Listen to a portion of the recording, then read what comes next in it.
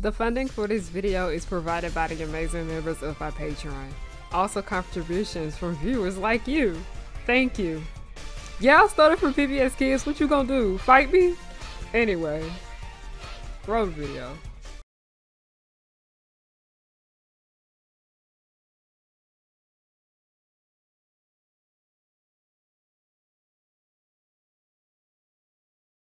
Let me tell y'all, at this point, I am just getting scared to check the news when it comes to anything about animation, because y'all know that meme where it was like, I can't believe it got worse. It's that, and then it's also that other meme that's like, it's gone from worse to worser. I am telling y'all, this gotta be one of the worst second day of my periods I've ever had in a while, because let me tell you, I was really tired, very much sleepy and drained, because you know, menstruation is draining. People with vaginas understand that.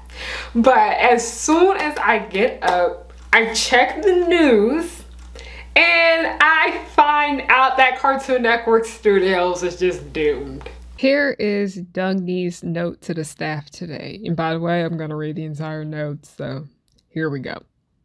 Team, today I write to you with sad news and heavy heart. As many of you have already learned, some of our treasured colleagues will be leaving the company because of reconstructing alignment within our group.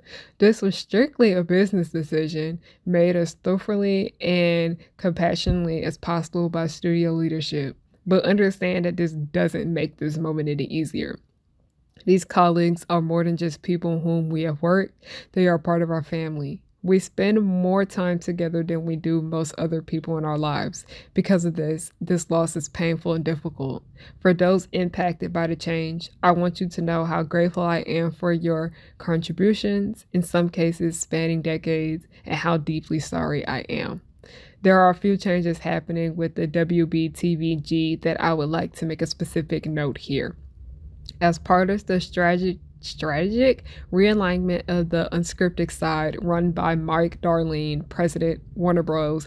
Unscripted Television, we are making some changes aimed at finding surgeons with the group, which include Warner Horizon's unscripted television series, Telepath Pictures, and Shed Media.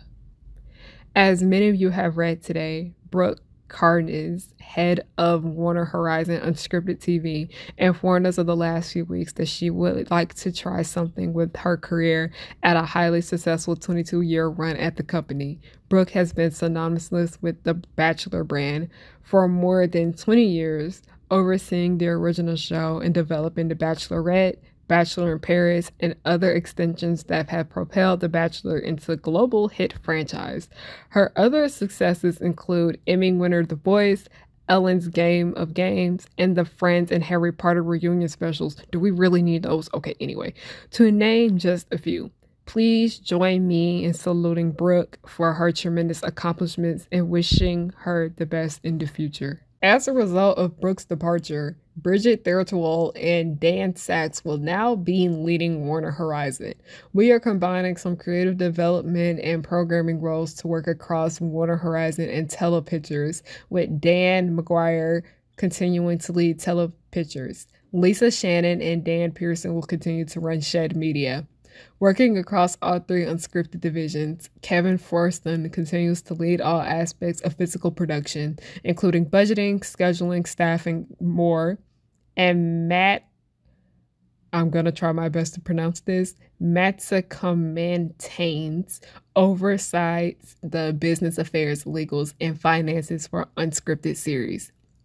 In animation, ran by Sam Register, President, Warner Bros. Animation and Cartoon Network Studios, we are employing a new streamlined structure in which the development and main production teams will now work across both Warner Bros.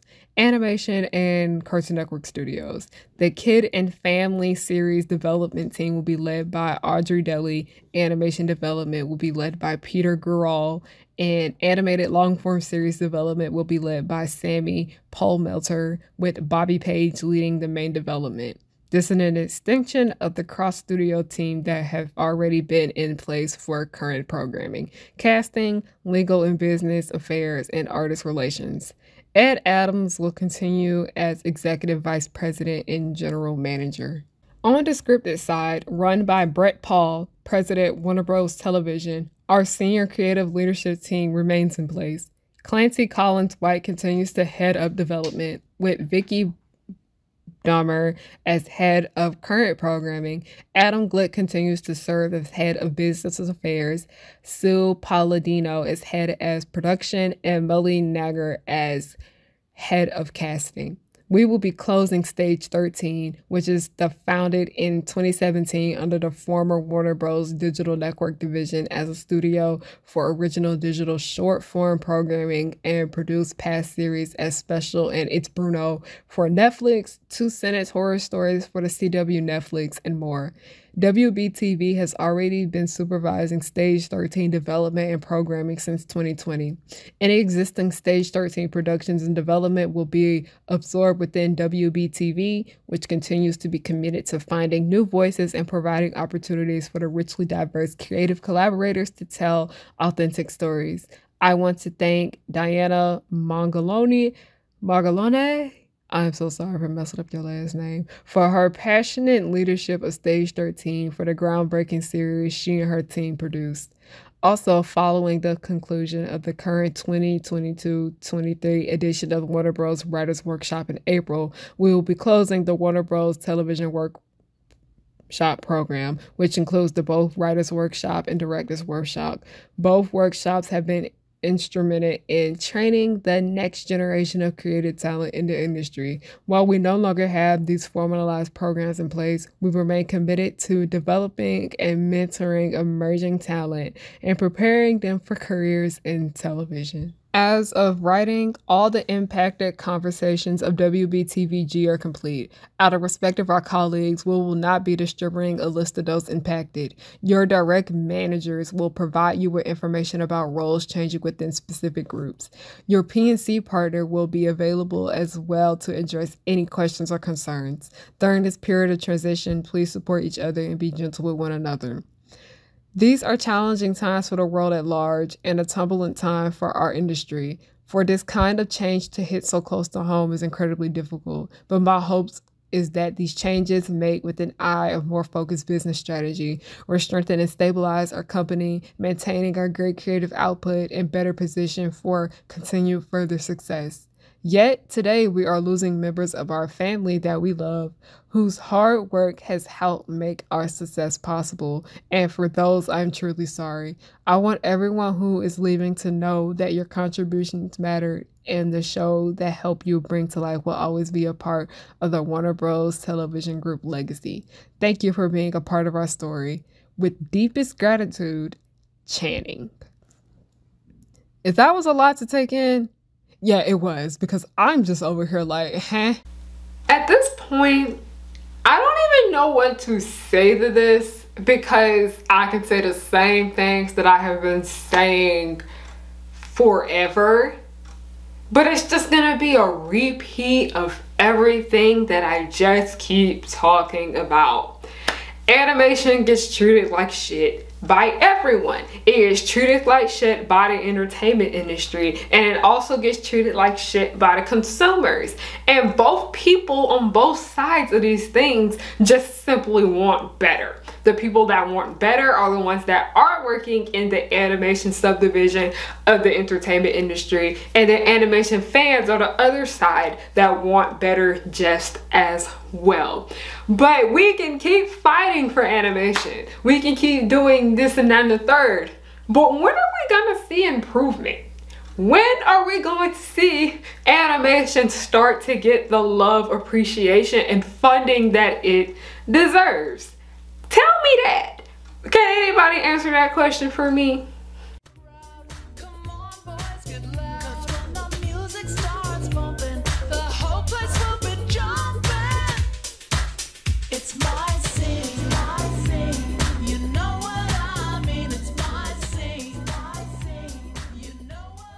Hey y'all, it's Harriana. I'm back with another video. Hi, hello, how are you doing? My name is Harriana. Welcome to or welcome back to The Pirate Ship, also known as Harry Hook's Pirate Ship. I am the captain. You are not my first mate. I don't got no first mate, because you wanna know why? Bring your ear closer to the speaker so you can hear me clearly. Nobody's worthy of being the first mate. Now, we are again where y'all know HBO has been like the biggest disappointment of the year. Not really just HBO, but like Warner Brothers. Everything under the Warner Brothers umbrella has been very disappointing. I'm just like, bitch, can we get it together? Can we get some decorum? Because it's just gotten really ghetto over here. For the most part, this is nothing new. It's nothing like that I have not said before already on this channel about what is constantly going on with animation. So instead of me just repeating some of the old ass shit that I have just said in the past, I'm just gonna talk a little bit about me and many other people that I know and from what I have read on the internet about our relationship with animation. So, as a kid, we are kind of conditioned and taught to think that not just animation, but cartoons are just kid stuff. Like, even like a lot of people get shunned upon by people that still make art. Like, I had my friend create these designs for my store. They will be going on t-shirts soon, but we have them here just as just stickers for now, because that's what we can do. And I'm not doing this like as it is self-promo, but also it's just, if it weren't for animation, me and this person would not have met. It's Kayla. Y'all know her already. Y'all love her.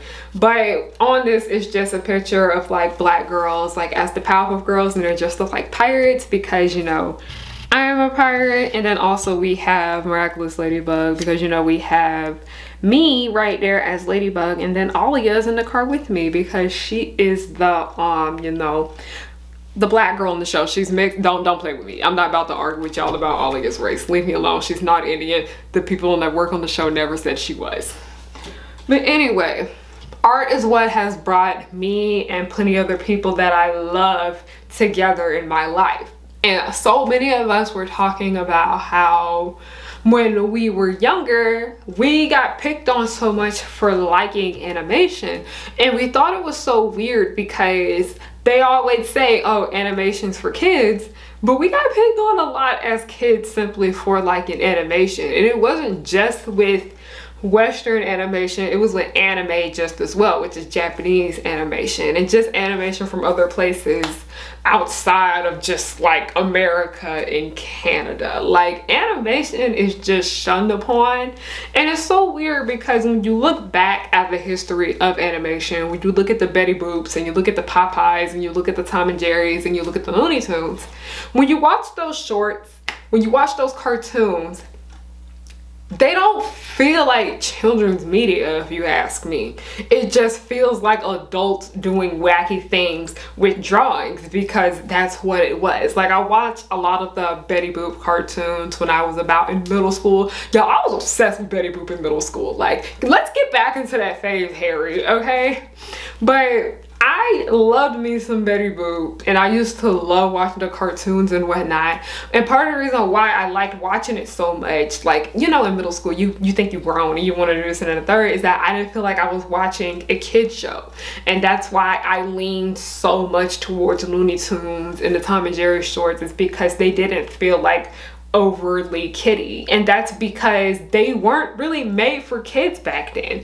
Animation in the past really was made for everyone, but because drawings are able to attract children more, that is why, like, you know, it just kind of stuck with that.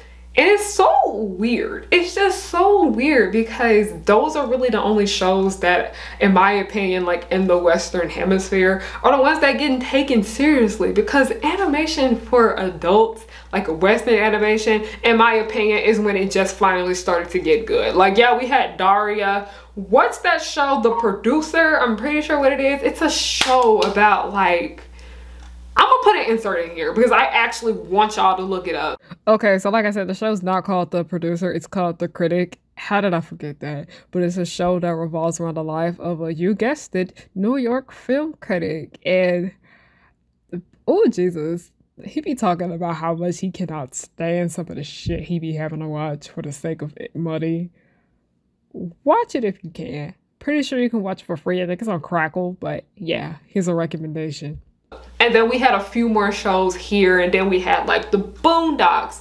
Like, there really wasn't much to choose from when it came to Western adult animated series with substance, and that is kind of what drove so many more people to looking at children's animated series, because there was a lot more stuff there, as there was elements in there to appeal to those adult audiences. Because you want to know what? Adults are the ones making cartoons. Like, I can't stand when people be trying to say cartoons are for kids. Who do y'all think making this shit? Grown people. So you have adults over here making these cartoons, and they're putting those adult elements in there to capture the eyes of adults. That's why so many of our childhood cartoons still have like big cult followings, because there's so much stuff in the 2013 Titans that I did not understand until I became like an actual teenager, and then more things that I didn't understand until I became an adult. Like, it just be little stuff, because when I was a kid and then as a teenager, I never realized how nasty the Teen Titans house was. And now that I'm an adult, I understand why that house is nasty. I get it, I understand it, because when you're a kid, you don't want to fucking clean. And I didn't even understand that aspect of the series until I became an adult, and I was like, you know what? My room used to look like that. I understand it. Animation is something that has brought so much joy to many other people's lives, especially when it came to Cartoon Network. Like, when it came to the big three, that is four. If you count the hub, like Discovery Family, I could say the big four, but we talking about the big three. And we know that as, like, you know, big three for children's programming and cartoons. That is Disney Channel, that is Nickelodeon, that is Cartoon Network. And the main reason why Cartoon Network was my favorite, and then, you know, we had Toon Disney, but that's a subdivision of like Disney Channel, so that doesn't count.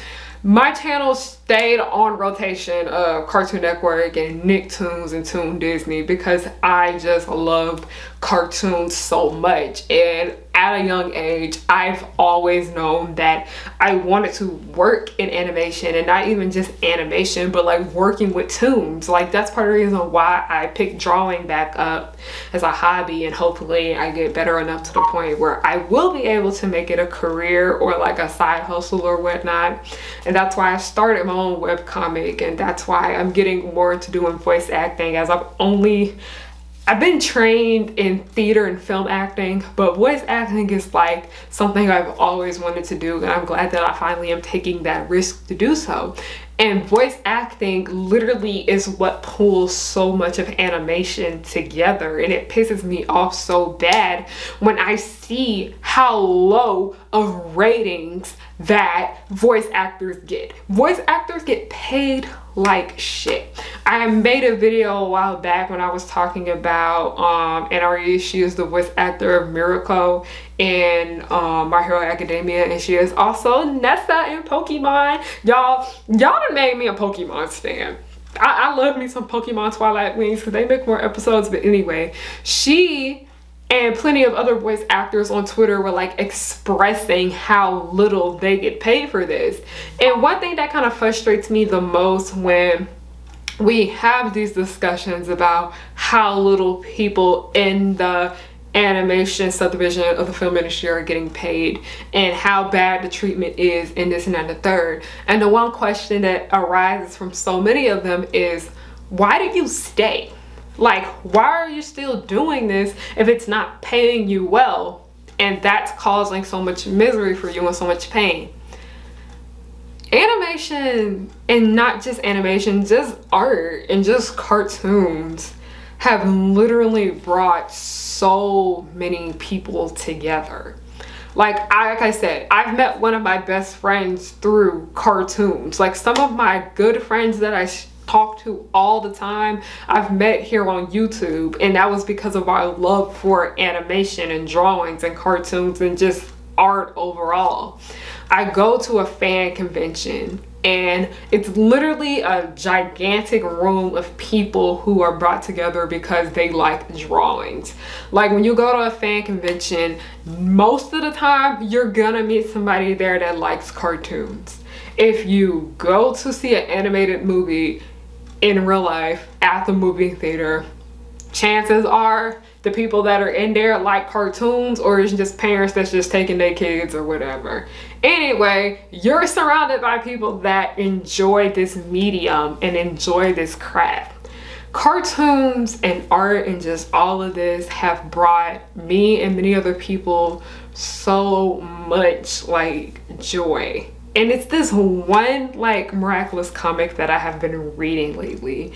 It is the Bakery AU, but I started reading this and I was like, this is just so beautiful and this is just so cute to see that someone's love for animation and this show Miraculous, they were able to make their own version of that. And then it wasn't just with Miraculous, I have read fan comics in the past of Teen Titans, and then even with Descendants and Wicked World was their animated series, and it just was so amazing to see what Descendants could have been if it was animated. And it honestly was pretty cute. Like the animation was a little janky sometimes, but overall it was pretty nice to see so many of the elements that they were able to do with an animated series that they weren't able to do live action. And I feel like that's just something that so many people don't seem to get, why animation is just so important, because there's so much that you're limited to when you can do live action stuff. Like the possibilities are endless when it comes to animation, and things look better when they're fucking drawn. Remember that video where I was talking about, no, because all y'all didn't watch it, but that video where I was just talking about just because it's cute in a cartoon does not mean it's gonna be cute in real life? The Cat in the Hat, I'll bring that example again. Thing 1 and Thing 2 are so damn terrifying in real life, but in the book, it works because, like I said, it's a cartoon and the possibilities are endless. You can do whatever you want with the looks of it. And I remember so many people were talking about, like, there's so much going on with people being treated bad in special effects and this and that and the third. And, like, people don't seem to get that that is animation. Like, the people, y'all be talking about the MCU, a lot of those movies are animated because a lot of that is CGI. So many of you guys' favorite live action movies, a lot of those movies are animated. As much as y'all don't want to admit it, it is. Animation is amazing. Animation is everywhere. Art is everywhere. Cartoons are everywhere. Like literally everywhere you go, you see some kind of drawing somewhere. Like somebody has had to draw something in order for it to be on the shelves. You know, when we go to Walmart and we go to Publix and we go to Target and we go shopping, we see so much of what is in the building has drawings and doodles and all of this and that and the third. You go to the entertainment section and there's a gigantic shelf full of animated movies. You go and there's so many coloring books over here and there, and then you have a few comics here just as well. Like, art is everywhere. Cartoons are everywhere. People don't seem to understand how important that is to so many people. Like, drawing has helped me so much with like so much of what I had to deal with this year. For those of you guys who don't know, it's about to be the 1-year anniversary of my mom's death.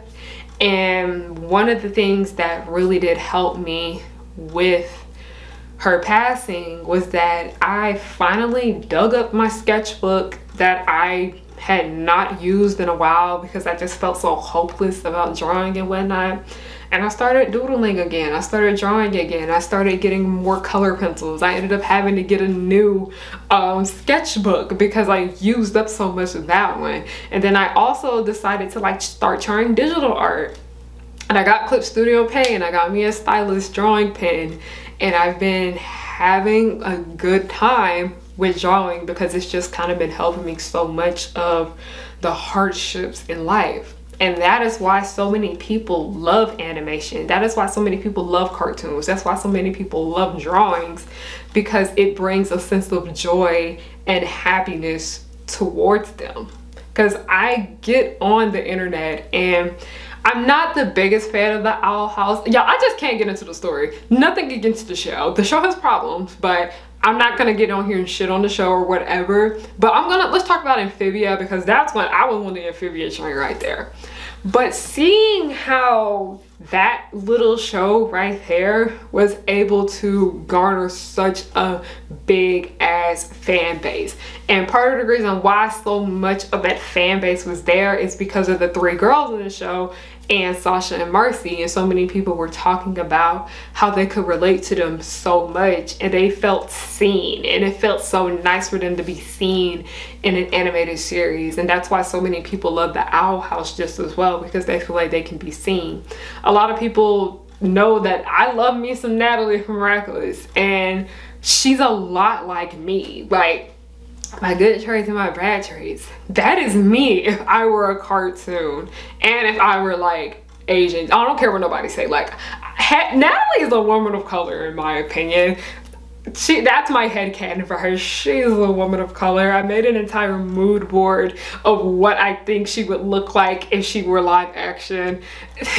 But I just, like, it feels so good to, like, you know, have that kind of representation there, especially when the cartoons do resemble you. Wow. I love Alia, and I love Aeon, even though Aeon got done so damn dirty. And I love, like, Freddie Facilier in, you know, the animated Descendants Wicked World series. The Powerpuff Girls didn't really have that many black people in it, but, you know, I still appreciated so many of the character designs. That's why I called up my friend and asked her, could she make me a Powerpuff Girls design for my store, because that show just brought me so much joy, and I just wanted to have a piece of me with that to share with the world and whatnot. It's just, I wanted this video to be more about the appreciation of animation and how happy it makes me and plenty other people, because it's just been so draining this entire year of 2022, where every other fucking day we are getting news about something bad happening with animation. And if it's not something bad happening with Western animation, we getting something bad over there with anime. Y'all need to do y'all research about what the animation industry over there is like in Japan. Those people deserve love too. I may make an entire separate video about what goes on over there, because I think it's important for people to know, because people, you know, with Western animation, one thing I can appreciate about the fans is that we talk about the good and the bad, and like some of the bad is how the workers are being treated. But when it comes to anime, it's just people be like, oh, it's so different from Western animation, let's kind of ignore all the bad stuff. And I'm like, no, there are some serious things that we need to talk about with that medium, and the treatment the workers are getting is a really big bad factor of it. Okay? As I said, there's nothing left for me to say. Go support indie productions, go support indie creators, okay? Like, support small businesses, like small art businesses, support, you know, cute little animated web shows that you find across the internet without your ad blocker. Don't watch this shit on ad blocker. Don't do that. There's just nothing left for me to say anymore, because I'm still disappointed. I'm still very much sad, but I've already said what needed to be said. Animation gets treated like shit. Animation fans get treated like shit. And the animation workers get treated like shit. And we can keep speaking up and speaking out about it. But until the entertainment industry, meaning them Hollywood producers, do something about it, nothing's gonna change. And that's sad. But thank you guys so much for watching this video. If you liked it, please make sure you give it a thumbs up and a comment down below. You guys are interested in getting these 2 stickers. They are on my website, harriettahook.com. Oh my gosh. But yeah, this is the Ladybug one, me and Ollie in the car. This is the Powerpuff Girls one, where, you know, we had to do we did them all as each girl, and of course we put the dark skinned girl in the middle because she is that bitch, and dark skinned girls are beautiful. Has my little I am the captain, you were not my first mate. And then also added to my store today We also have my novella, You're Not Crucial. I talk about how my experience as an extra in the entertainment industry really affected me and all of that stuff. It's y'all should check it out. It's rated 16+ for mature themes and strong language. I also have another book that will be added to my website called My Lady Perfidy. Oh my gosh, it basically is a GameNat inspired story, but you don't have to watch Miraculous or know about GameNat for the most part to understand it and read it. The book is available. The physical copy is available for pre-order, but if you want the digital copy, you can go ahead and get it. Oh my gosh, that was a big collaboration project that included one photographer, a director, I was the producer, I was the writer, 2 artists. Like it was a project, okay? And it just was a lot of range of emotions to get it done. There will be a short film to go along with that film just as well, and I'm super duper proud of it and happy with the outcome of it. And then also I have a new jacket. Y'all know that little Cat Noir jacket that you guys really love, the velour Y2K inspired one? That is also available for sale too now on my website at harrianahook.com. Use code HOTSPOT30 for 30% off your order. Yes, you can use the code on the books. Yeah, we love a discount. But other ways you can support me, I have Patreon, I also have Buy Me a Coffee, and I also have Ko-fi. And I have a web series called The Progenies. You can stream it for free on YouTube. And also we have a donation GoFundMe going on for it right now. And last but not least, another way you can support me for free is just to follow me on everything at Harriana, HARRIYANNA. Thank you guys so much for watching and have a good night. You know, support animation, support local artists, support small businesses. That's just pretty much all I can say at this point, because I'm just disappointed and there's nothing else to say. But have a good night.